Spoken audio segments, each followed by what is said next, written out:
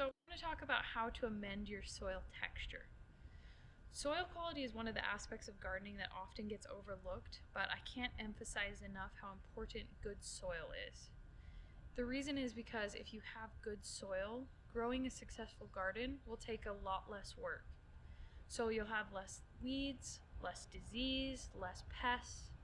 Your garden will need less water and your plants will be bigger and healthier, which will mean higher yields and better quality produce. So the first thing you want to do is assess what kind of native soil you have. Soils are either mainly sandy, silt or loam, or clay. The way to test is to go out and take a look at your soil and get it a little wet.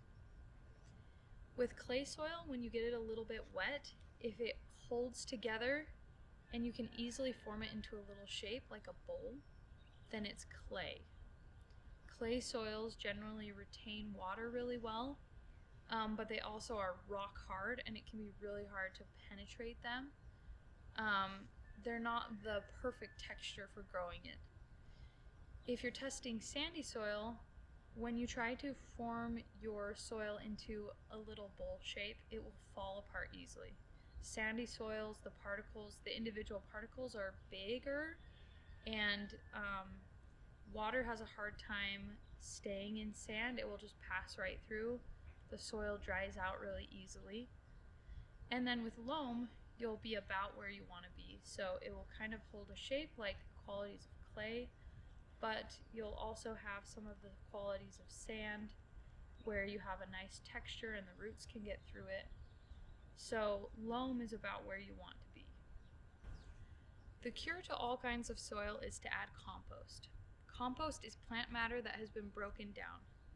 It will improve your soil texture and restore nutrients into the soil.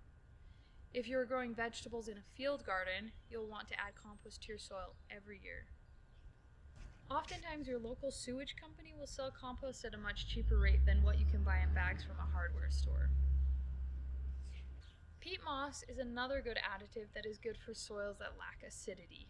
If you live in a climate that gets little rain and doesn't have natural moss and grasses growing at will, your soil probably lacks peat. Vermiculite and eudialyte are two other additives that will help loosen your soil and improve water retention.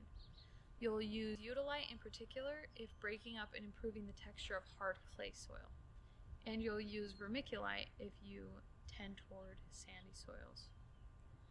If you choose to garden using raised beds or pots, you'll want to use an even mixture of vermiculite, compost, and peat moss.